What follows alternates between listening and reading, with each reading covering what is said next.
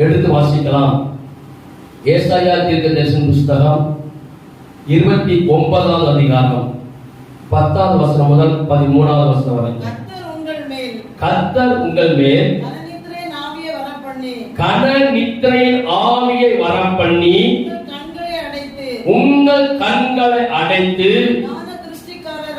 ஞான திருஷ்டிக்காரராகிய உங்கள் தீர்க்கதரிசிகளுக்கும் தலைவர்களுக்கும் முக்காடு போட்டார். ஆதலால் தரிசனம் எல்லாம் முத்திரிக்கப்பட்ட புஸ்தகத்தின் வசனங்களைப் போல் இருக்கும். வாசிக்க அறிந்திருக்கிற ஒருவனுக்கு அதை கொடுத்து நீ இதை வாசி என்றால் இது என்னால் கூடாது முத்திரித்திருக்கிறது என்பான். அல்லது வாசிக்க தெரியாதவனிடத்தில் புஸ்தகத்தை கொடுத்து நீ இதை வாசி என்றால் வாசிக்க தெரியாது என்பான். இப்போ செய்தியோட தலைப்பு என்னன்னா, கன நித்திரை ஆவியை உதறி தள்ளு. கன நித்திரை ஆவியை உதறி தள்ளுன்னு சொல்லப்படும். உதறி போடு. கன நித்திரை ஆவினா என்ன? இது நமக்கு ஒரு அருமையான ஒரு செய்தி கேட்கணும். கன நித்திரை, நித்திரை அர்த்தம் கர்த்தருக்குள் நித்திரை அடைந்தார் சொல்லப்படும் அப்படின்னு அர்த்தம். நித்திரைங்கிறது ஆழ்ந்த தூக்கம். அந்த ஒரு கரைக்கு மாம்ச பலன் நினைச்சோம் மரணம். அப்போ கன நித்திரை அப்படிங்கும் போது ரெண்டு விதமான இருக்கு. ஒண்ணு தூக்க வேற, கன நித்திரை வேற. நம்ம நல்லா கற்றுக்கணும். தூக்கங்கிறது வேற, கன நித்திரை வேற. இப்ப நம்ம மணிக்கணக்கா என்ன செய்வோம்? தூங்குவோம். இப்ப நம்ம வேலைக்கு போயிட்டு வரோம், நமக்கு ரொம்ப அசதியா இருக்கு. இல்ல ராத்திரி நம்ம கொஞ்சம் லேட்டா படுக்கும், காலையில கொஞ்சம் லேட்டா இருக்கிறோம். ஆனா நம்மளால உடம்புல நினைச்ச முடியாது, எழும்ப முடியாது. அதுக்கு பேர் என்னது? தூக்கம், கன நித்திரை. இப்ப பாருங்க, இந்த செய்தியை எப்படி எடுத்தேன்னு சொன்னா அதுல ஒரு காரியம் இருக்கு. கடந்த நாட்களில நான் ஒரு அசுத்தாவி கட்ட உடைச்சேன். அசுத்தாவி கட்ட உடைச்சிட்டு இருக்கும் போது நான் கன நித்திரை ஆவி வந்திருக்கேன்னு சொல்லிச்சு. என்னோட கன நித்திரை ஆவி வந்திருக்கேன்னு சொல்லுதுன்னு சொல்லிதான் நான் உடனே கேட்கிறேன், கன நித்திரைன்னா என்ன? உன் பிறப்பிடம் எங்க? நீ முதல்ல எங்க ஆரம்பிக்கப்பட்டான்னு கேட்கும் போதுதான் அது எனக்கு ஒரு காரியத்தை சொல்லி கொடுத்துச்சு. கர்த்தர் இஸ்ரவேல் ஜனங்களை வழி நடத்தி கொண்டு வரும்போது கர்த்தருக்கு அந்த பிள்ளைகள் சில செவி சாய்க்கல, சொன்னதுக்கு கீழ்ப்படியவில்லை. அவங்க இருதயம் கடினப்பட்டு போயிட்டு உடனே கர்த்தர் செஞ்சா இந்த பிள்ளைகள் மேல கன நித்திரை ஆவியை வரப்பண்ணினார். அப்ப முத கன நித்திரை ஆவி எங்க இருந்தா வருது? இஸ்ரவேல் ஜனங்களுக்கு தான் வருது. ஆனா கர்த்தர் அனுப்பி விட்டிருக்கிறார். எந்த ஒரு கட்ட உடைச்சாலும், எந்த ஒரு அசுத்தாவின விரட்டினாலும் நான் முதல்ல கேட்கறத, நீ யார்? நீ எங்க இருந்து வந்த? உன் பிறப்பிடம் எங்க? உன்னை யார் அனுப்பினா? எதுக்கு அனுப்பினா? நீ என்னெல்லாம் செய்வ? உன் பணாதிசயம் என்ன? எல்லாத்தையும் கேட்காம நான் ஜபத்துல யாருக்கு அதை விடுதலை வாங்கி கொடுக்க முடியாது. சில ஊழியக்காரங்க சொல்றாங்க, அசுத்தாவி கட்டு உடைக்கும் போது நினைச்ச கூடாது, பிசாசுகிட்ட பேசக்கூடாது. நான் சொல்றேன், நீ பயந்து கிடக்கணும். அவன் பயந்து கிடக்கணும், அதை பேச மாட்டாங்க. அப்படி கர்த்தர் வேதத்துல தெளிவா சொல்லப்பட்டிருக்கு. இயேசு பிசாசை பத்தி பேசினாரா இல்லையா? பேசினார். கேள்வி கேட்டார், நீ எங்க இருந்து வருகிறாய்? யோபுட்ட பிடிச்ச பிசாசத்தை கேட்க. நீங்க எத்தனை பேர் உள்ள உட்கார்ந்து இருக்கிறீங்க? அநேக வேலை இருக்கிறோம். இயேசு இருக்கிறாரு, கேள்வி கேட்கிறார், பேசுறார். நம்ம பேசலாம். பேசினா நமக்கு நிறைய ரகசியங்கள் தெரிந்து கொள்ள முடியும். இப்படி சொல்லும் போது ஆண்டவர் தான் கன நித்திரை ஆவி அவங்களுக்கு அனுப்பினார். இப்போ இதை மந்திரவாதிகள் பிடித்துக் கொண்டு இப்போ வருகிற நாட்கள்ல எங்களை ஏவி விடுகிறான். இப்ப அநேக பிள்ளைகளுக்குள்ள கன நித்திரை ஆவியை மந்திரவாதிகள் ஏவி விடுகிறான்னு சொல்லி ஆசுத்தாவி பேசுது. அதுக்கு பிறகு வேதத்தில் கடன் ஆவி குறித்து பார்க்கும்போது ஏசாயா தீர்க்கதரிசி புஸ்தகத்துல 29வது அதிகாரத்துல வசனம் தெளிவா சொல்லப்படும். அப்போ இஸ்ரவேல் ஜனங்களை அந்த கடன் ஆவி நினைத்து பிடித்து கொண்டது. பிடித்துக் கொள்ளும் போது அவங்க இருதயம் என்னாயிற்று? கடினப்பட்டு விட்டது. அப்போ கண்ணனித்த ஆவி ஒருவனுக்குள்ள வருமானால் முதல்ல என்ன செய்யுமா? நம்ம இருதயம் என்ன செய்யும்? கடினமாகும். ஆவிக்குரிய கண்கள் அடைக்கப்படும். அப்போ கர்த்தர், அதாவது இன்னொரு காரியம் இருக்குது, கண்ணனித்த ஆவி தேவனுடைய திட்டத்தை உடைத்து போடும். தேவனுடைய திட்டத்தை உடைத்து போடும். அவன் அந்த ஆவி மூலம் நமக்கு வந்துட்டானா தேவனுக்கும் நமக்குள்ள எல்லா தொடர்பும் அப்படியே ஆஃப் ஆயிடும். தொடர்பு வராது. நீங்க நல்ல செவிப்பீங்க, நல்ல வேலை வாசிப்பீங்க, நல்ல உபவாசம் இருப்பீங்க. அந்த ஜெபம் இங்க இருந்து போகும் எங்க வரைக்கும்? வான மண்டலம் வரைக்கும். மத்திய ஆகாயத்துல சத்துருவின் ஹெட் குவார்டர்ஸ் இருக்குங்க. நீங்க இங்க நல்ல செபிக்கும் போது நல்லா இருக்கும், ஆவி நிறைந்த மாதிரி இருக்கும், ஆவி நிறைந்து ஜெபிச்ச மாதிரி இருக்கும், நல்ல உபவாசப்பட்டு ஜெபம். ஆனா அந்த ஜெபம் அவன் பால் தூரம் போன புகையை போல மாறிவிடுமா? அதுக்கு என்ன செய்யாது? போகாது. ஆனா நமக்கு ஒரு திருப்தி இருக்கும். என்ன திருப்தி? நான் ஜெபம் பண்ணேன், நான் வேத வாசித்தேன், பாசிட்டிவ் இருக்கேன். ஆனா அதுல பாத்தீங்கன்னா ஆசீர்வாதங்கள் குறையாவே. அவர் கணனித்த ஆவினா நம்ம ரொம்ப தூங்குறது இல்ல.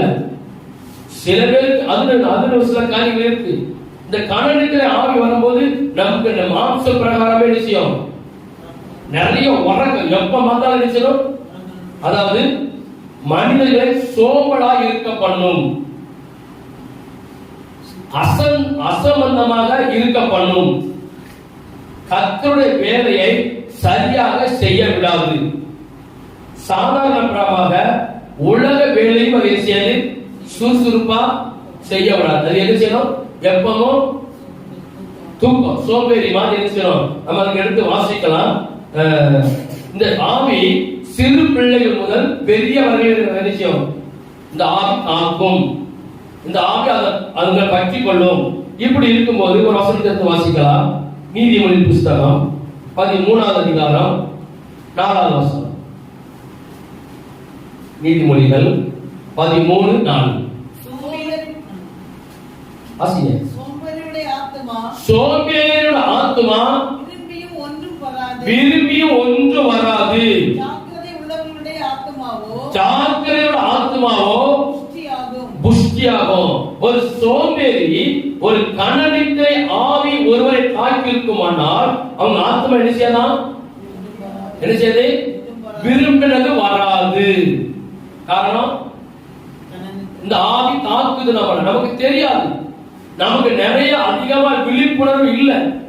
இப்ப கவர்மெண்டா பாருங்களேன், இப்ப நமக்கு ஏதாவது ஒரு நோய் திடீர்னு வந்துச்சுன்னா கவர்மெண்ட் என்ன சொல்றாங்க? நமக்கு விழிப்புணர்வு கொடுக்குறாங்க. எச்சரிக்கையா இருங்க, இது பரவி கொண்டு வருது, இது எச்சரிக்கையா இருங்க, நீங்க இப்படி கட்டுப்பாடோட இருங்க, இதை செய்யுங்கன்னு சொல்லி நமக்கு பல தடவை என்ன செய்யுது? நமக்கு அது எச்சரிப்பு கொடுக்குது.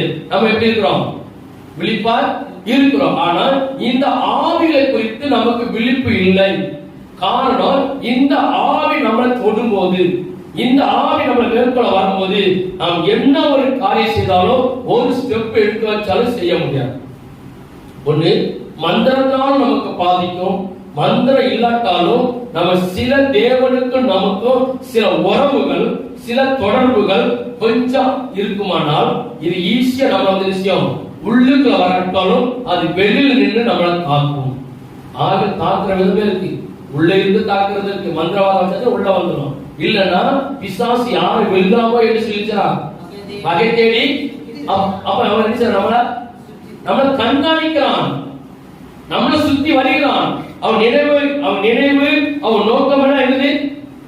எப்படி உள்ள போலாம், எப்படி உள்ள போலாம். சரி, உள்ள போக முடியாது. அப்ப நம்ம வெளியில இருந்தே என்ன செய்யலாம்? அதை நம்மள தாக்கலாம். இந்த ஆவியை நம்ம உள்ள செயல்படுத்துவோம்னால் எல்லாம் டோட்டலா ஆஃப் ஆயிடும். ஆனா அது என்ன செய்யுமா? நீதிமொழிகள் 12வது அதிகாரம் 27வது வசனம். சோம்பேறி தன் வேட்டையாடி பிடித்ததை சமைப்பதில்லை. அந்த சோம்பேறித்தனத்தை கொடுக்கிறது என்று இது ஒரு ஆவி. என்ன ஆவி இது? கன நித்திரை ஆவி. நம்ம கன நித்திரைங்கிறது வெறும் தூங்கிக்கிட்டே கிடக்கிறது மட்டும் அல்ல. கன நித்திரைங்கிறது எப்பவும் அப்படியே சோறு இல்ல. நீங்க உழைப்பீங்க, பிரயாசப்படுவீங்க, ஆனா அதை செய்ய விட மாட்டான், அனுபவிக்க விட மாட்டான். இதான் அவனுக்கு எல்லாமே தேவனுக்கு எதிரடையாய் அவன் கிரியை செய்யணும். தேவனுக்கு அவன் எதிரடையாய், தேவன் நல்லதை செய்ய ஆசைப்படுவார், அவனை செய்ய விடாமல் என்ன செய்வான்? அதை தடுத்துக் கொள்வான். அப்ப சோம்பேறி என்ன செய்வானா? வேட்டையாடிக்கு வருவாராம், ஆனா வீட்டுல கொண்டு வச்சுட்டு அதை எடுத்து சமைச்சு சாப்பிடுறது என்னது? சோம்பேறி. அப்ப அதுக்கு என்ன ஆகிருக்கு? அது நம்ம என்ன செய்யணும்? என்ன செய்யணும்? வதறி தள்ளணும். பவுல் தீய மூட்டி கொளுத்தும் போது கையில இருந்துச்சு ஒரு விஷ பாம்பு ஒரு கையை இருந்துட்டு அடிச்சு அவர் உடனே நினைச்சாரு, ஒரு உதர் எங்க போய் விழுந்துச்சு? கீழே போய் விழுந்து. அவருக்கு இருந்தது என்னது? தேவனோட பரிசுத்த ஆவியானவர் அவருக்கு இருந்ததுனால பயப்படல. ஐயோ நம்மள கடிச்சிட்டேன்னு சொல்லி கொஞ்சம் கூட நினைச்சல, சற்று கூட பயப்படல. அவர் அசால்ட்டா நம்ம உடம்புல எறும்பையா நினைச்சோம். எப்படி நம்ம தட்டுவோமா அதே போல கவ்விக்கொண்டு இருந்தத அவர் உதறினார், அப்படியே நெருப்பு. அப்ப நமக்கு இந்த ஆவிகள் நம்ம தாக்குறத நாம் கண்டுபிடிக்க வேண்டும். இதை கண்டுபிடிச்சாதான் ஆவிக்குரிய வளர்ச்சியாலும் சரி, பூமிக்குள்ள ஆசீர்வாதமானாலும் சரி, நாம் அதை சுதந்திரித்துக் கொள்ள முடியும். நீங்க நிறைய இடங்கள் சொல்லி பாருங்க, நல்லா தெரியும். இப்ப நம்ம நல்ல இன்னொரு வசனத்தை வாசிங்க. நீதிமொழிகள் 18வது அதிகாரம் 9வது வசனம். பொய் சாட்சிக்காரன் 18:9. தன் வேலையில் அசதியாய் இருப்பவன், தன் வேலையில் அசதியாய் இருப்பவன் அழிவனுக்கு சகோதரன். அழிவன யாரு? யாரு? இவன் தான். வேலையில வந்து அசதியா இருக்கிறார். அவன் குடிக்கப்பட்ட வேலை செய்யாம அதை பெற பார்த்துக்கலாம், அதை நாளைக்கு பார்த்துக்கலாம், அதை நாளைக்கு பார்த்துக்கலாம். இன்னும் நமக்கு என்ன செய்யுது? நாலு இருக்கு. இப்ப சிறு பிள்ளைகளை நீங்க ஸ்கூல்ல படிக்க சொன்னாங்க என்ன செய்வாங்க? இன்னும் டெஸ்டுக்கு எவ்வளவு இருக்கு? இன்னும் 4 நாள் இருக்கு. மறுநாள் கழிச்சா இன்னும் 3 நாள் இருக்கு. இன்னும் மறுநாள் கழிச்சா இன்னும் 2 நாள் கழிச்சு கடைசி 1 முடியுது. அப்ப நாளை என்பது நமக்கான தாமதம். அவர் என்ன சொல்றாருன்னா, ஒரு நமக்குள்ள இந்த மாதிரி ஆவிகள் தாக்க இருக்குமானால் அவன் வேலையை என்ன செய்வானா? அசம்பந்தம், சோர்வு. இந்த ஆவிகள் தாக்க எல்லா பிள்ளைகளும் தாக்கி இருக்குது. நிறைய தேவ ஊழியர்கள் தாக்கி கொண்டிருக்கிறது, எல்லா விசுவாச பிள்ளைகள் தாக்கி கொண்டிருக்கிறது. ஆனா நம்ம கண்ணுக்கு அதிர்ச்சியில தெரியல. அந்த அறிவை மெயின் அவன் பிரெயின் என்ன செய்வான்? நம்ம ஆவிக்குரிய சிந்தனை மண்டலத்தை அவன் அப்படியே ஸ்டாப் பண்ணிடுவான். இப்ப பாருங்க, இப்போ இந்த பகுதியில ஒரு நம்ம தமிழக முதலமைச்சர் போறான்னு வச்சுக்கோங்க. இந்த ரூட் வழியா போறார், இல்ல பக்கத்துல வாரார். அவருக்கு முன்னும் முன்ன என்ன வரும் சொல்லுங்க? இதுக்கு சம்பந்தம் வரும். அதுக்கு முன்னாடி நீங்க பாத்தீங்கன்னா 2 ஆண்டனா விட்டு 2 வண்டி முன்ன பின்ன போகும். எதுக்கு ஜம்பர்? எதுக்கு? இந்த பகுதியில் எல்லா நெட்டையும் அதிர்ச்சியும் கட் பண்ணிடும். போன்ல அந்த வண்டி கிராஸ் பண்ணும் போது நம்ம போன் என்ன செய்யாது? வேலை செய்ய எல்லாம் பிரேக் ஆகும். ஏன்னா அவங்க ஜம்பர் வச்சிருக்கிறாங்க.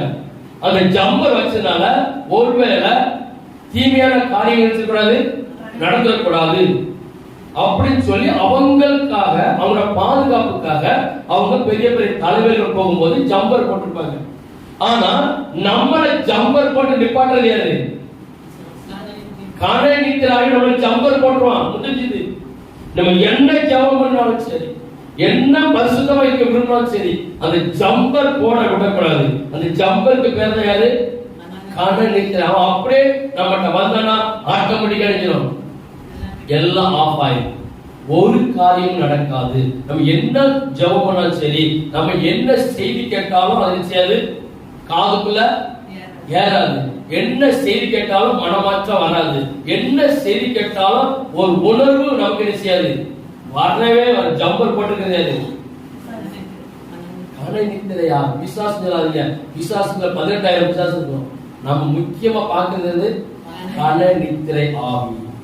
அது நம்மள அப்படியே மயக்கத்துல கொண்டு வச்சு. அப்ப இன்னொரு வசனம் கூட எரேமியா 48:10 வாசிங்க வேகமா.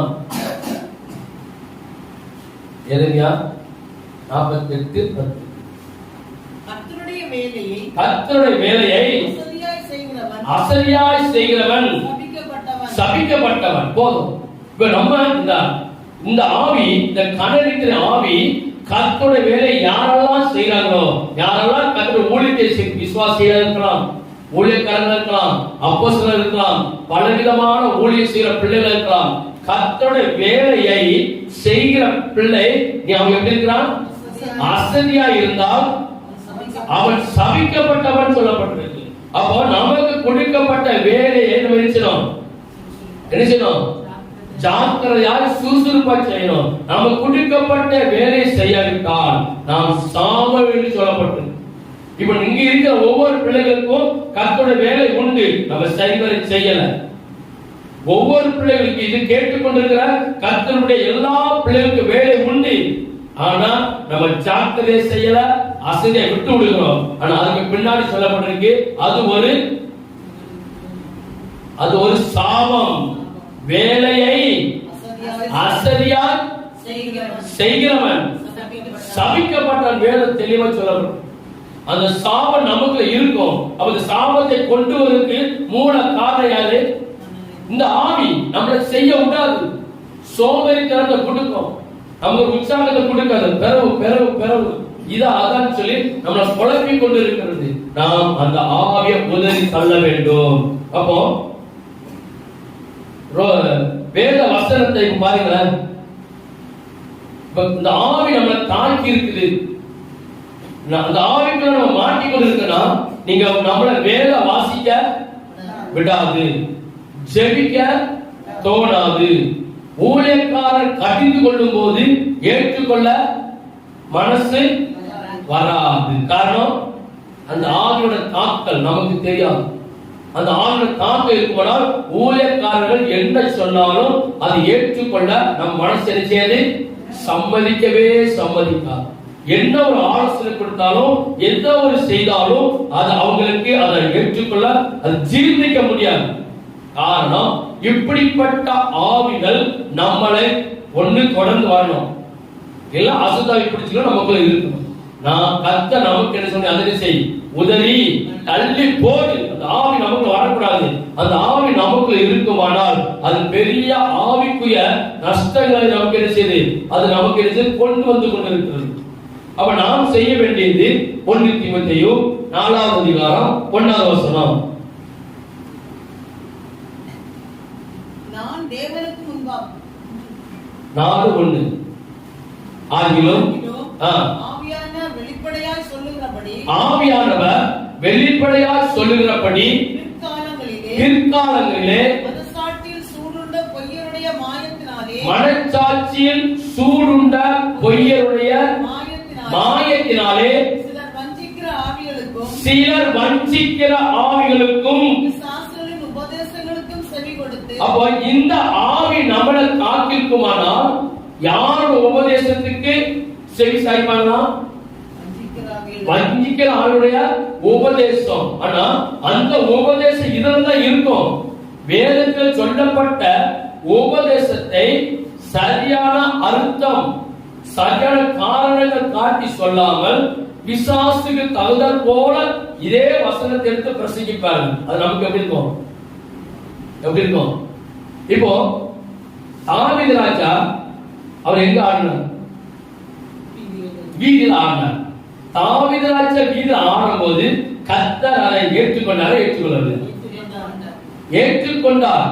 அவனை ஏற்றுக்கொண்டதுனாலதான் அவன் மனைவிக்கு என்ன பண்ணாரு? சாபத்தை பாட்டார். அப்போ அவன் ஆடுனது கர்த்தர் அதை சுதந்திரித்தார் சொல்லப்பட்டது. அப்போ அவன் அவனை சிறப்படிச்சிருக்க மாட்டாரு, ஆடி இருக்க மாட்டார். பிறருக்கு முகம் சுளிக்கிற மாதிரி ஆடி இருக்க மாட்டார். பிறருக்கு அதை பயனற்ற போகிறவன் ஆடி இருக்க மாட்டார். ஆனா அவன் ஆடுனது மனைவிக்கு பிடிக்கல. ஆனா தேவன் அதை ஏற்றுக்கொண்டார். இப்ப அதே போல இன்னைக்கு நம்ம ஆலயங்களில் ஆடல் இருக்கு, பாடல் இருக்கு, டான்ஸ் இருக்கு. அந்த டான்ஸ், ஆடல், பாடல் எப்படி இருக்கு? எப்படி இருக்கு? நீங்க சினிமா கொட்டையில போய், சினிமா தியேட்டர்ல போய் ஒரு பாட்டுக்கு எப்படி டான்ஸ் போடுவாங்க, எவ்வளவு லைட் செட்டிங் போடுவாங்க. அதே போல சபைக்குள்ள இன்னைக்கு பெரிய பெரிய சபைகள்ல பயங்கரமான லைட் செட்டிங் போட்டு பாட்டு என்ன பாட்டு தான்? கிறிஸ்தவ பாட்டு தான். பாட்டுக்கும் டான்ஸுக்கு இருக்காது. ஆனா ஒரே ஆடல் பாடல், விதவிதமான லைட் செட்டிங் போடுறாங்க. இதை தேவன் அங்கீகரிப்பாரா? நம்ம ஆராதிக்கிற இடம் எது? மகா பரிசுத்தமான இடம். இந்த இடத்துல இப்படி நின்று ஆடல் பாடும்போது மக்களுக்கு எப்படி இருக்கு? உற்சாகமா இருக்கு, பார்க்க நல்லா இருக்கு. ஆனா அதை எந்த ஆவி நடத்துது? கனநித்திரை ஆவி நடத்துறதுனால தேவனுக்கு பிரியமில்லாத ஆராதனை நடந்து கொண்டிருக்கிறது. அது மக்களுக்கு பிரயோஜனமா தெரியும், மக்களுக்கு மனசுக்கு கவர்ச்சியா தெரியும். ஆனா தேவனுக்கும் அவருக்கும் ஒரு நாள் சம்பந்தமே இருக்காது. அந்த கனநித்திரை ஆவிகள் உள்ள வரும்போது தேவனுக்கு எதிரடையான காரியங்கள் மட்டும் செய்ய தூண்டும். எதை விட சொல்றாரோ உபதேசத்தின்படி நடவாமல் மனசுல சூடுண்ட பொய்யர்.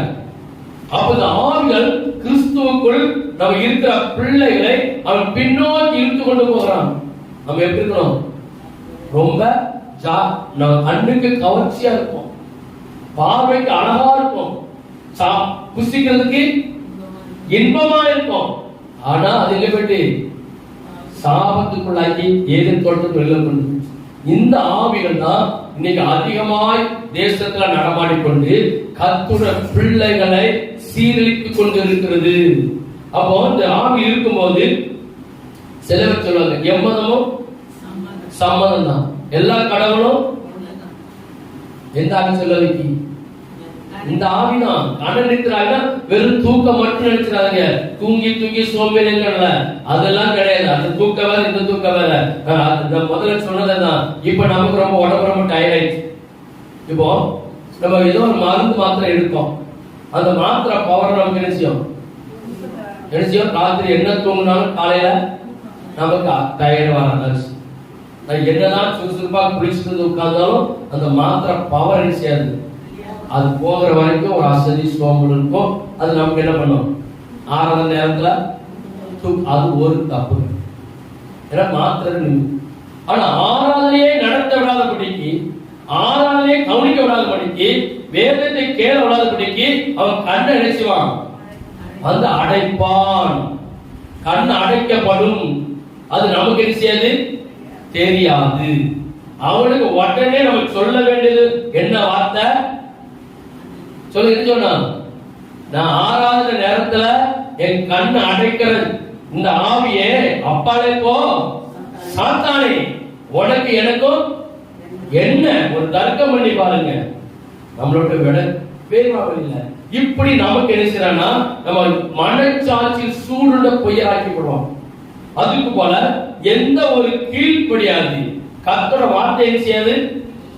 கீழ்ப்படிய விடவே விடாது. இப்ப பாருங்க, சங்கீதம் 119 சங்கீதம் 18வது வசனம். 119:18. உமது வேதத்தில் உள்ள அதிசயங்களை நான் பார்க்கும்படி என் கண்களை திறந்தருளும். இப்ப கனநித்திர ஆவிகள் நமக்குள்ள வருமானால் வேதத்தில் உள்ள அதிசயங்கள் செய்து என்ன செய்யாது? பார்க்க முடியாது. வேதத்தின் மகத்துவம் ஆராய்ந்து பார்க்க முடியாது. தேவன் சொன்ன காரியத்தை அதை நமக்கு விசுவாசத்துல நடப்பிக்க முடியாது. இப்போ இயேசு பிறந்தார், மரித்தார், உயிரை எழும்பினார். எத்தனை வருஷம் ஆச்சு? 2024 வருஷம் ஆச்சு. இந்த இதோ சீக்கிரமா வருகிறேன்னு சொல்லிட்டார். ஆனா கால தாமதம் ஆகிக்கொண்டு இருக்குது. இப்போ நம்ம வருகைக்கு அதிகமாக எதிர்பார்த்து கொண்டிருக்கிறோமா? எந்த ஒரு காரியத்துக்கு ஆயத்தமாய் கொண்டிருக்கிறோம்? இன்னைக்கு இந்த காலகட்டங்களை கொஞ்சம் பாருங்க, நான் யாரையும் குற்றச்சாட்டு சொல்லல. இந்த வேதத்தின் அடிப்படையில் நாம் இப்போ எங்க போனோம்? பரலோகத்துக்கு போனோம். அவர் திட்டம் என்ன? அவர் நோக்கம் என்ன? அவர் எதுக்காக மரித்தார்? எதுக்காக உயிரோடு எழுப்பினார்? எதுக்காக ரத்தத்தை சிந்தினார்? எதுக்காக நம்ம பாவத்தை மன்னித்தார்? நம்ம பாவத்தை எதுக்காக கழுவினார்? நம்ம பாவத்தை கிழக்கு மேற்கும் எவ்வளவு தூரமா விளக்கினார்? வானத்துக்கு பூமிக்கு உயரத்துக்கு விளக்கினார். நம்ம பாவத்தை முதுகு பின்னாடி கொண்டு போட்டார். அவர் பாவத்தை திரும்பி பார்க்கிறவர் அல்ல. ஆனா யார் அவர் திரும்பி பார்க்கணும்? நம்ம எண்ணம் நோக்கம் என்னது? பரலோகம், அவரோட வருகை வருகை வருகை வருகை. இப்போ நாம் வருகை குறித்து நம்ம தியானிக்கிறோமா? இப்போ அவர் வந்தா நாம் போவோமா தியானிக்கிறோமா? இல்ல. வருகை குறித்து பிரசங்கம் கிடையாது, வருகை குறித்து உபதேசம் கிடையாது, வருகையே இல்லைன்னு சொல்ற ஆட்கள் இருக்கிறாங்க. இப்படி சொல்றது காரணம், இந்த கனநித்திர ஆவி பரலோகத்துக்கு போக விடாமல் நம்மளை என்ன செய்து தடுக்குது. வருகை குறித்து தியானிக்க விடாது, வருகை குறித்து அதை செய்து நம்ம இதயத்தில் வர விடாது. காரணம், அது போக போக நரகம் நம்மளே என்ன செய்வது? ஒன்று செய்வதற்காக அது என்ன செய்து அப்படி செய்து கொண்டிருக்கிறது. அப்போ உமது வேதத்தில் உள்ள அதிசயங்களை நான் பார்க்கும்படி என் கண்களை திறந்தருளும். யார் சொல்றார்? தாவீது ராஜா சொல்லுகிறார், ஐயா வேதத்தோட ரகசியத்தை பார்க்கணும். அப்ப அவருக்குள்ள ஒரு தாக்கம் என்ன இருந்திருக்கு? அந்த வேதத்தின் மகத்துவத்தை அவர் என்ன செய்ய முடியல, பார்க்க முடியல. ஒரு ஆணி அவர் என்ன செய்யுது? தடை பண்ணுது. அவர் சொல்றாரு, உடனே ஜெபிக்கிறார், வேதத்தின் மகத்துவம் பார்க்கும்படி அதை கண்களை திறந்துள்ளோம். அப்ப நம்ம கெட்டது யாரு? நம்ம கண்ணை மறைச்சது யாரு? இந்த கனநித்திரை ஆவி. இன்னொரு வசனத்தை வாசிங்கள். ஓசியா புஸ்தகம் 8வது அதிகாரம் 12வது வசனம் வேகமா. ஓசியா 8:12.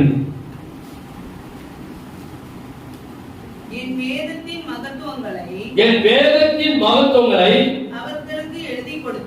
அவர்களுக்கு எழுதி கொடுத்தேன். அவைகளை அந்நிய காரியமாக எண்ணினார்கள். தெளிவா சொல்லப்பட்டிருக்கு. ஆவிக்குரிய பிள்ளைகளாகிய நமக்கு, தேவனுடைய மனவாட்டியாய் நமக்கு, நீதிமானாக்கப்பட்ட நமக்கு அவர் சொல்கிறார், என் வேதத்தின் மகத்துவத்தை அவங்க நான் எழுதி கொடுத்தேன். வேதத்தின் மகத்துவம் என்னது? இந்த வேதாகமம். ஆனா அவர்களோ இதை அந்நிய காரியமாய் எண்ணினார்கள். அப்ப இதை அவங்க ஏற்றுக்கொள்ள மனசு வராத காரணம், வேதத்தை படி கேட்கக்கூடாத காரணம் என்னது? இந்த கனநித்திரை ஆவி. ஆவிக்குரிய வாழ்க்கைய டோட்டலா ஆஃப் ஆகி உலக பிரகாரமான வாழ்க்கையில அது சீரோடு சிறப்பு செய்யும், செய்ய பண்ணும். ஆடம்பரமான காரியங்கள் செய்ய வைக்கும், வேடிக்கையான காரியங்கள் செய்ய வைக்கும், எல்லாமே அது செய்ய வைக்கும். ஆனால் வேதத்தின் மகத்துவங்களை மட்டும் ஆராய்ந்து பார்க்க விடாது. இன்னைக்கு உலகம் இந்த வருஷம் கடைசியில் வந்தாச்சு, ரொம்ப பரபரப்பாய் உலகமே என்ன செய்யுது? இன்னைக்கு ஒரு காரியத்துக்காக என்ன செய்யுது? எதிர்பார்த்து கொண்டு இருக்கிறது.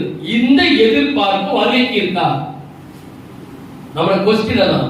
இது நடக்கட்டும், நான் தப்பு சொல்ல இருக்கட்டும். இப்ப இருக்கிற இந்த பரபரப்பும் இந்த எதிர்பார்ப்பும் இன்னைக்கு இதே டேட்ல டிசம்பர் 25 ஷார்ப்பா கத்தர் வந்திருக்காரு.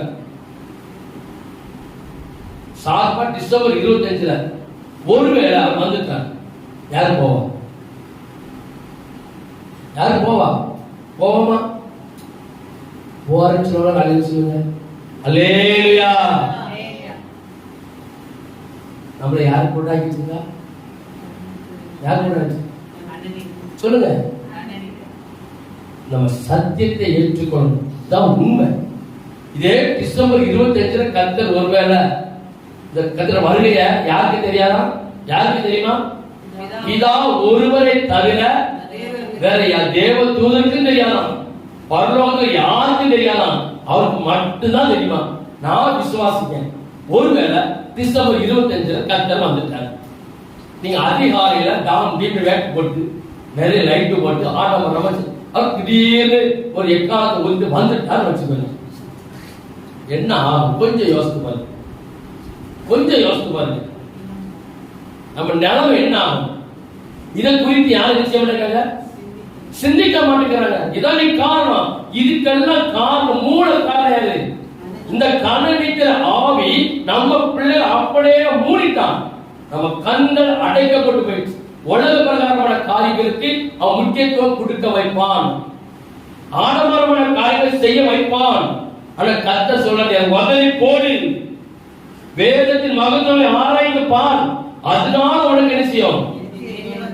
நித்திய ஜீவன் நமக்கு வரும். நமக்கு நேரம் ரொம்ப சுருக்கமா இருக்குது. நம்ம ஜெப வாழ்க்கை டோட்டலா ஆஃப் ஆயிடும்.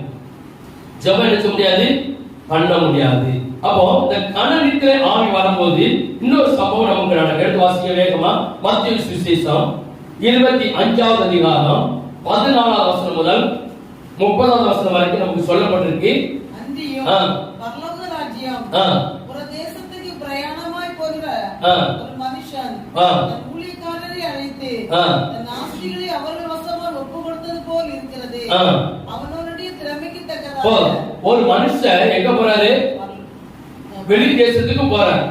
ஒவ்வொரு வேலைக்காரன கூட கொஞ்சம் கொஞ்சம் தாளம் நினைச்சாரு கொடுக்கிறார். நமக்கு இருக்க முக்கியமான வசனத்தை வாசித்தீங்கன்னா 24ல இருந்து நம்ம வாசிக்கணும்.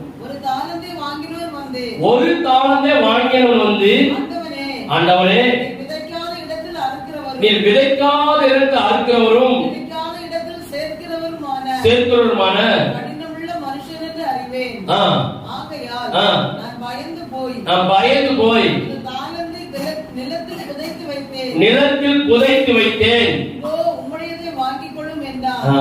அவன் ஒரு தாளந்தை கொடுத்துட்டு போயிருக்கான். அந்த தாளந்தை என்ன செய்யணும்? 1 2 ஆக்கணும். 2 4 8 ஏப்ப சொல்லுங்க. டபுள் டபுளா போட்டு 16 ஆக்கணும். 16 32 ஆக்கணும். 32 32 62 நம்ம டவுன்ல வேலை போனோம். நமக்கு பேங்க்ல ரூபா போட்டு இன்ட்ரெஸ்ட் நிறைய இருந்தா போயிருக்கோம். சந்தோஷம் இல்ல. டவுன் திடீர்னு ஒரு நாட்டுல நமக்கு நிறைய செழிப்பு வந்துட்டு பேங்க்ல யாரும் டெபாசிட் பண்ணிருக்கீங்களோ எல்லாரும் இருக்குது. டவுன் ட்ரிபிள் அடிக்குது. நீங்க வாங்குற வட்டிலாம் ஏசினாலும் தள்ளுபடி ஆகுது. எப்படின்னு கடனை கட்டம் நீங்க வட்டியெல்லாம் தள்ளுபடி பண்ணிட்டு அசலை மட்டும் அடைங்க. எப்படின்னு சந்தோஷம் வருமா? வராது? வரும். ஏன்னா காரணம் நம்ம அவ்வளவு ஒரு கஷ்டத்துல. இதே போல கிறிஸ்துவுக்குள் இருக்கிற பிள்ளைகளுக்கு அவர் தாளந்தை கொடுத்திருக்கிறார். அந்த தாளந்தை ஒட்டச்சான் புதைத்து வச்சிருக்கிறான். அதை ஒருவேளை நீ வந்து அழகா சொல்றான், நீ விதைக்காத இடத்தில் அறுக்கிறவர் சேர்க்கிறவருமான கடினம் குறை சொல்றான். எச்சமான குறை சொல்லி குடித்த தாளத்தை புதைச்சு வைக்கிறது கணனித்திர நாடு செயல்பாடு. கர்த்தர் நமக்கு என்ன தாளம் தந்திருக்கிறார், கர்த்தர் நமக்கு என்ன கிருபை தந்திருக்கிறார். நான் இன்னைக்கு ஒவ்வொரு ஆளுக்காக நான் ஓடுறதுக்காக எதுக்கு ஓடிக்கொண்டிருக்கிறேன்? எத்தனையோ பாடை கஷ்டம் துன்பம் போராட்டம் நிறைய போராட்டம் வந்த போதிலும் கர்த்தர் எனக்கு தந்த தாளத்தை நான் புதைச்சு வச்சிருப்பேன். ஞாயிற்றுனால கேள்வி கேட்கும் போது நான் என்ன பதில் சொல்ல முடியும்? தந்தனே. எத்தனை பேர் எங்க அழுது புலம்புனான், எத்தனை பேர் மாசி போட்டு கேட்டான், நான் உடனே கூட்டி இலவசமா தந்தனே. நீ என்ன செய்தாய்? நீ என்ன செய்தாய்? அப்படியே உனக்கு அந்த கிருபையை நீ அப்படியே வச்சிருப்பாய். என்ன பிரயோஜனம்? நான் இன்னைக்கு சொல்றேன், இங்க இருக்கிற ஒவ்வொரு பிள்ளைகளுக்கும் ஒவ்வொரு கிருபை உண்டு. நீங்க அதை அப்படியே புதைச்சு வச்சிருக்கீங்க. காரணம் சத்தமா சொல்லுங்க, கணனித்திர ஆவிக்கு நீங்க ஆட்கொள்ளப்பட்டு இருக்கிறீர்கள். இல்ல நமக்கு சுறுசுறுப்பு உண்டாகும். நான் போயிட்டு வந்தேன், அது ஒரு இடத்துக்கு நான் போயிட்டு வந்தேன், கஷ்டம்தான். போயிட்டு வர வரையில நான் அப்படிதான் மனைவி போன ஒரு இடத்துக்கு ஜெபம் நடந்ததுதான். போயிட்டு வந்தோம், வர்ற வழியில ஒரு சின்ன பிள்ளைங்க அவளுக்கு ஆயிடுச்சு. அவங்க தந்த காணியில் அப்படியே மருத்துவமனை கொடுத்துட்டு என் வீட்டுக்கு வந்தேன். அப்படியே அவங்க தந்த காணிக்க நான் வர்ற வழியில நேர மருத்துவமனைக்கு முடியாத ஒரு சூழ்நிலை, அவ்வளவு போராட்டம். கொடுத்த காணி அப்படியே மருத்துவமனை கொடுத்துட்டு ராத்திரி என் வீட்டுக்கு 7 மணிக்கு வந்தேன். ஆனா மறுவாரம் எங்க போனேன்? எங்க போனேன்? மறுபடியும் அதே இடத்துக்கு போனேன். என் தாமதம் புதைக்க கூடாது. கர்த்தர் இதுல இருக்கிற காரியத்தை செய்வார், இன்னொரு இடத்துல எனக்கு செய்வார். நான் பண்ணுங்க, எனக்கு அந்த விசுவாசம் உண்டு, அந்த நம்பிக்கை உண்டு. அதனாலதான் சொல்றேன், கர்த்தர் உங்களுக்கு தந்த தாளந்தை ஒருத்தர் புதைச்சு வச்சிருப்பான நாள், கிருபையும் வரங்களை புதைச்சு வச்சிருப்பான நாள், உங்களுக்கு கர்த்தர் என்ன காரியத்தை செய்ய சொல்லியிருக்கிறாரோ அதை செய்யாத போட்டு புதைச்சு வச்சிருக்கீங்கன்னா நீங்க எந்த ஆளுங்களை பிடிச்சிருக்கு? காணனித்தின் ஆவி. கர்த்தர் சொல்ற இப்ப உதவி போடும், அது எங்க போய் விட்டோம்? அக்கிரியில அது விடும். அப்போ அதுக்கு பின்னால பார்க்கும்போது அங்க நம்ம நேரம் சுருக்கமா இருக்குது. இப்ப கண்ணனித்தின் ஆவியை பிடித்தவர்கள் 3 பேர் பார்க்கலாம்.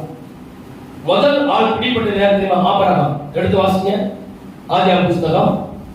அது சொல்ற வசனம் மட்டும் படிச்சா போதும். ஆதியாகம புஸ்தகம் 15வது அதிகாரம் 8வது வசனம் முதல் 13வது வசனம் வரை. அதற்கு அவன் கர்த்தராகிய ஆண்டவரே, நான் அதை சுதந்தரித்துக் கொள்வேன் என்று கர்த்தர் அவனுக்கு என்ன இல்ல, ஒரு குழந்தை பாக்கியம் இல்ல. இப்ப ஆண்டவர் சொல்றாருப்பா, ஒரு சந்ததி ஆசீர்வதிப்பேன், நமக்கு எல்லாம் தெரிந்த சரித்திரம் தான், நான் எல்லாம் உனக்கு தருவேன்னு சொல்றாரு. அது இப்ப எனக்கு ஒரு அடையாளத்தை தருவேன்னு கேட்கிறாரு. இப்ப அவர் என்ன செய்யறாரு? வாசிங்க. 3 வயது கிடாரியையும் 3 வயது வெள்ளாட்டியையும் 3 வயது ஆட்டுக்கடாவையும் ஒரு காட்டு புறாவையும் ஒரு புறா குஞ்சியும் என்னிடத்தில் கொண்டு வா. ஒரு புறா குஞ்சியும் என்னிடத்தில் நீ கொண்டு வா. அவன் அவைகள் எல்லாவற்றையும் கொண்டு வந்து நடுவாக துண்டித்தான், துண்டங்களை ஒன்றுக்கொன்றாக எதிராக வைத்தான், பட்சிகளை அவன் துண்டிக்கவில்லை, இறங்கினது, ஆபிரகாம் துரத்தினான். போதும். இப்போ பலி செலுத்தும் போது, பழைய ஏற்பாட்டு காலத்துல பலி செலுத்தும் போது, பலி கரெக்டா செய்யும் போது என்ன வந்து இறங்கும்? ஆவியானவர் அந்த அதிர்ச்சிவார் இறங்கி அந்த பலியை சுகந்த வாசனையாய் முகந்து கொள்வார், ஏற்றுக்கொள்வார், அதை அங்கீகரித்துக் கொள்வார். இப்போ ஆபிரகாமுக்கு ஒரு அடையாளத்தை கேட்டார். நீர் எனக்கு குழந்தை தருவது உண்மையான ஒரு அடையாளம், நீ அப்ப எனக்கு பலி செலுத்து. வேற எதுவும் கேட்கல, நீ எனக்கு பலி செலுத்து. பலிங்கிறது ஒரு காணிக்கை. இப்போ பலிங்கிறது இப்ப நமக்கு ஒரு ஆராதனை ஒழுக்கம். இப்ப என்ன செய்யறாருன்னா, அவன் சொன்னதெல்லாம் செய்யாம புறா குஞ்சு தானே நினைச்சாரு, சின்னதான் சொல்லி கல் தெரிஞ்சிட்டாரு, சும்மா திருவி போட்டுட்டார். இப்ப ஆவியானவர் இறங்க வேண்டிய இடத்துல யார் வந்துட்டா? பறவைகள். என்ன பறவை? ஒரு செத்து போன ஒரு இத தூக்குறதுக்கு எது வரும்? காக்கா, கழுகு, வேற வரும். இப்படி அருவருக்கப்பட்ட மிருகங்கள் வந்து இறங்கிச்சு. அதுக்கு பிறகு என்ன நடக்கு பாருங்க, ஆசிங்க. சூரியன் சாயங்காலம் அடையும் போது இப்ப என்ன வந்துட்டு? நித்திரை. என்ன நித்திரை? காண நித்திரை வந்தாச்சு ஐயாவுக்கு. ஐயா தப்பு பண்ணது, கர்த்தர் வார்த்தைக்கு கீழ்ப்படியாமல் அவர் சுய முயற்சியில புறா கொஞ்சிதான்னு சொல்லி சரியான முறையில அவருக்கு தகனம் பண்ணாம அப்படியே போட்டார். இப்ப சாயங்காலத்துக்கு அவருக்கு அயர்ந்த நித்திரை. சாயங்காலம் யாரும் தூங்குவாங்களா? தூங்க மாட்டாங்க. சாயங்காலம் ஒரு நாள் இப்ப நமக்கு ஒரு மத்திய ஒரு இடத்துக்கு போறோம், ஒரு 10-2 மணிக்கு படிப்போம், ஒரு 5 மணிக்கு எழுப்புறோம், ஒரு 4 மணிக்கு எழுப்புறோம். இல்ல சூழலுக்கு 6 மணி இல்ல, எனக்கு ஒரு நேரம் போகன்னு சொல்லி 5 மணிக்கு படுத்து 7 மணிக்கு யாரும் எழுப்புவாங்களா? இந்த டயத்துல என்ன செய்ய மாட்டாங்க. இது அந்த டைம் இல்ல. இப்ப மத்தியானம் போயிட்டு வரோம், ஒரு 2 மணிக்கு அசதி படுத்து தூங்கிட்டோம், ஒரு 5 மணி நேரம் தூங்கிட்டோம். ரைட்டா தப்பா? ரைட். நம்ம சரியா விளையணும். ரைட். இப்ப 4 மணிக்கு படுக்கோம், 4 மணிக்கு தான் வந்தோம், கொஞ்சம் படிக்கணும், கொஞ்சம் கண்ணா செஞ்சு ஒரு 5-6 வரைக்கும் நம்ம தூங்கிட்டோம். ரைட்டா தப்பா? சரிதான். நமக்கு ஒரு பிராபலம் இல்லாம மணி 5 தான் ஆகுது, பேசாம கொஞ்சம் படுத்து தூங்குறது என்னது அந்த. இப்போ இவர் பலி செலுத்த பிறகு அவருக்கு அவருக்கு நித்திரை வந்த போது அவர் கர்த்தருடைய பிள்ளை தூங்கும் போது யார் வரணும்? ஆவியானவர் வரணும். அவருக்கு என்ன வந்து? திகிலும் திகில், பயம், நடுக்கம் வந்துச்சு.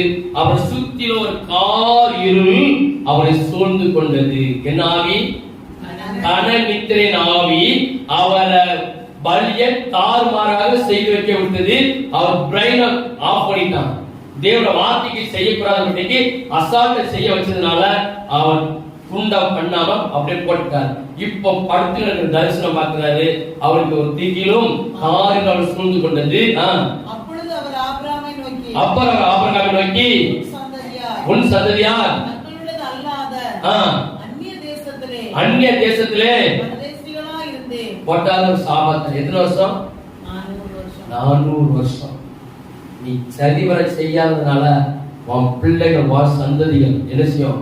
அடிமையாய்வா. அப்ப கணனிக்கிற ஆவி நமக்கு என்னத்தை வாங்கி கொடுத்து? சாபம். என்ன சாபம் இது? இது என்ன சாபம்? தலைமுறை சாபம். எத்தனை 400 வருஷம் எத்தனை சந்ததி வரும்? எத்தனை தலைமுறை வரும்? அப்ப ஆபிரகாம் என்ன செய்யறாருன்னா இத அசால்ட்ட விட காரணம் அது வந்து அந்த ஆவி அவரை தாக்குன விழிப்பு இல்லாம போயிட்டார். அப்ப நம்ம எதை செய்தாலும் நம்ம தேவனுக்கு பயந்து பயபக்தியாய் தேவன் சொல்கிறத சரி வர நினைச்சோம் நாம் செய்து பழக வேண்டும். செய்ய விடலன்னா உடனே நம்ம யோசிக்கணும். ஏன் இதுல நமக்கு திடீர்னு தடுமாற்றம் வருது? ஏன் இப்படி நமக்கு வருது? அதே போல சிம்சோன் 12 வசனம் வாசிச்சீங்களா? அப்போ அட சிம்சோனை குறித்து பாருங்க. நியாயாதிபதி புஸ்தகம் 16வது அதிகாரம் 17வது வசனம் முதல் 23வது வசனம் வரைக்கும். இருதயத்தை எல்லாம் சிம்சோனுக்கு கர்த்தர் ஒரு கட்டளை கொடுத்திருக்கிறார். நீ என்ன செய்யக்கூடாது? சவரகன் கத்தி படக்கூடாது. என்ன செய்யலாம்? மதுபானம் குடிக்க கூடாது. தேவையானதை சாப்பிடக்கூடாது. தேவையானதை இடத்துக்கு போக கூடாது. உங்க அம்மா அப்பா சொல்ற காரியத்தை செய்யணும். இப்ப பாருங்க எல்லாம் நம்ம கடந்து வந்தாச்சு. இப்ப சொல்லப்பட்டிருக்கு தன் இருதயத்தை எல்லாம் அவளுக்கு வெளிப்படுத்தி சவரகன் கத்தி தன் தலையில் பாடலுக்கு ரகசியத்தை வெளிப்படுத்திட்டார். இப்ப காரணம் என்ன? அவன் தெளிவாத மடியில படுத்து கிடக்கிறான். ஒரு வேசி மடியில படுத்து கிடக்கும் போது இந்த ஆவி போய் சொல்லுது. ஒரு ரகசியத்தை வெளிப்படு. அவன் கேட்கிறா, பல தடவை சண்டை போடுறா. உங்க பலம் எதுல இருக்கு? உங்க பலம் எதுல இருக்கு? உங்க பலம் எதுல இருக்கு? கடைசியில அவன் அந்த ஆவி அவனை பேசுற போதுதான் சொல்லிட்டான், என் பலவன இருக்கு, என் தலை முடியல. அவன் தலை முடி அவனை சிறச்சிட்டான். சிறச்ச உடனே அவனுக்கு இந்த பலம் நினைச்சிட்டு போய்விட்டது. அவன் கணனிக்கிற ஆவி நம்மளோட ஆவிக்குரிய வாழ்க்கை நினைச்சிடும், க்ளோஸ் பண்ணிடும். ரொம்ப தெளிவா இருக்கிறோம். எல்லாத்தையும் நாசமாக்கி பண்றோம். அந்த ஆவிகளுக்கு நம்ம நினைச்ச கூடாது, இடம் கொடுக்க கூடாது. இன்னொன்னு இருக்கு. இன்னொரு சில காரியம் இன்னொரு நபர் இருக்கிறார். ஐடி எடுத்து வாசிங்க. அப்போஸ்தலர் நடபடிகள் 20வது அதிகாரம் 7வது வசனம் முதல் 12வது வசனம் வரைக்கும். அப்போஸ்தலர் 20வது அதிகாரம் 7 முதல் 12. முதல் நாளிலே அப்பம் விற்கும்படி சீஷர்கள் கூடி வந்திருக்கையில் பவுல் மறுநாளே புறப்பட வேண்டும் என்று இருக்கையில் நடுராத்திரி மட்டும் பிரசங்கித்தான். மேல் வீட்டிலே அநேக விளக்குகள் வைத்திருந்தார்கள். அப்பொழுது ஐதீக என்னும் பெயர் கொண்ட ஒரு மனுஷன் இருந்தான். ஜன்னலில் உட்கார்ந்து பிரசங்கம் பண்ணி கொண்டிருக்கையில் மிகுந்த அவனுக்கு தூக்கம் வந்துட்டு நித்திரை அடைந்து நித்திரை மயக்கத்தினால் சாய்ந்து 3ஆம் மாடியிலிருந்து கீழே விழுந்து மரித்தவனா எடுக்கப்பட்டான். அப்போ இத நீங்க ஆவிக்குரிய வாழ்க்கைக்கு கொண்டு வாங்க. நம்ம உபதேசம் கொடுக்கும் போதும் நம்ம சபையில இருக்கும் போதும் ரொம்ப தூக்கம் வந்துச்சுன்னா யாரு? கொஞ்சம் சொல்லுங்க, சத்தம். தூக்கத்துல விழுந்து மரித்தவனா எடுக்கப்பட்டான். அப்போ நம்ம ஆவிக்குரிய ரீதியில பார்க்கும் போது கனநித்திரை ஆவி நம்ம தாக்கும் போது அது தூக்க மயக்க வந்தானா நம்ம ஆத்மா ஆவிக்குரிய ஆத்மா நினைக்கிறோம் மரித்து போவோம். ஆத்மாக்குள்ள 5 அறைகள் இருக்குது. 5 அறையும் பிடிச்சுடுவான். பிடிச்சா நமக்கு டோட்டல் ஆஃப் ஆயிடும். அப்போ நமக்கு சில நேரங்களில பிசாசு இப்படிப்பட்ட எண்ணங்கள் கொண்டு வரும்போது நாம் உடனே உதறி தள்ளி தூர பண்றோம். ஐதீக கடைசியில பவுல் இறங்கி போய் ஜெபம் பண்ணி அவர் மறுபடியும் உயிரை வர வச்சு இருக்கிறாரு. மறுபடியும் இருக்கிறாரு உயிர் மறுபடியும் என்ன நடக்கு? மறுபடியும் ஆராதனை நடந்தாரு. அப்ப நம்ம இதை கற்றுக்கொண்டது ஒரு காரியம்.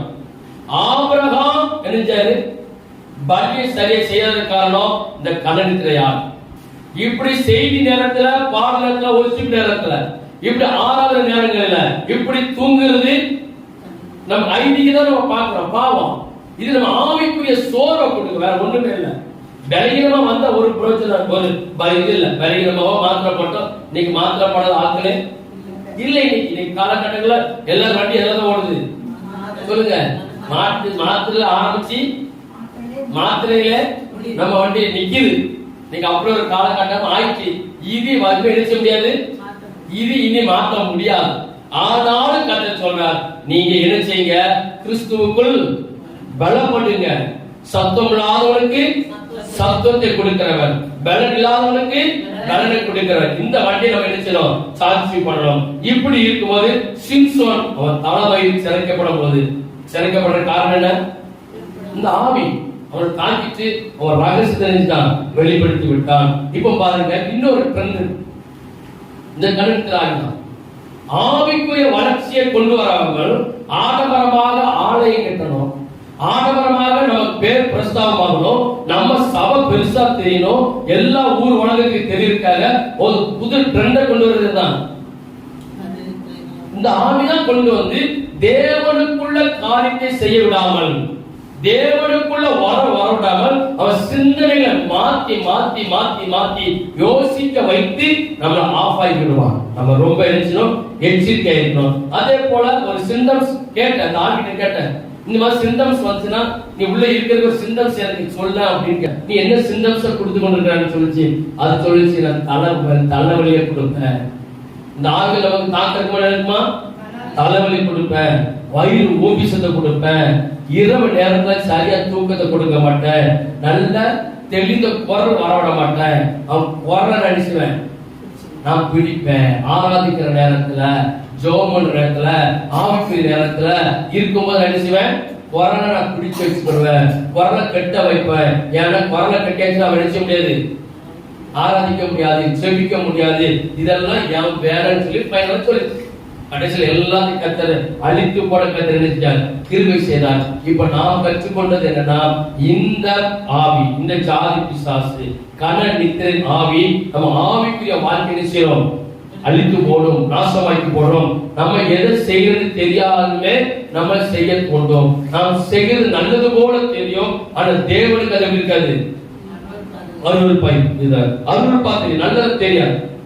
அப்போ இந்த ஆவிகளை குறித்து நம்ம ரொம்ப எச்சரிக்கையா இருக்கணும். நம்மள கவ்வ வந்துச்சுன்னா உடனே பவுலை போல ஒரு அபிஷேகத்தில் நினைச்சு பவுலுக்கு ஆவியானவர் நம்மளை கொண்டு வந்து, ஆண்டவரே எனக்கு பவுல் உதவி போட்டது போல இயேசுவி நாமத்தால இந்த ஜாதி பிசாசை என்னை விட்டு நிறுத்தி நீங்கி போல் உதவிடுங்க. அடுத்த வாரம் இயேசுவின் ரத்தத்தை பயன்படுத்துங்க, இயேசுவின் நாமத்தை பயன்படுத்துங்க, அக்னிய பரிசுத்தமான அக்னியை பயன்படுத்துங்க, விசுவாசத்தை அதிகமா கொண்டு வாங்க. இந்த ஜாதி பிசாசு நம்ம நினைக்க முடியாது, மேற்கொள்ள முடியாது. வருகைக்கு ஆயத்தமாகவும் கர்த்தர் நம்மை ஆசீர்வதிப்பாராக.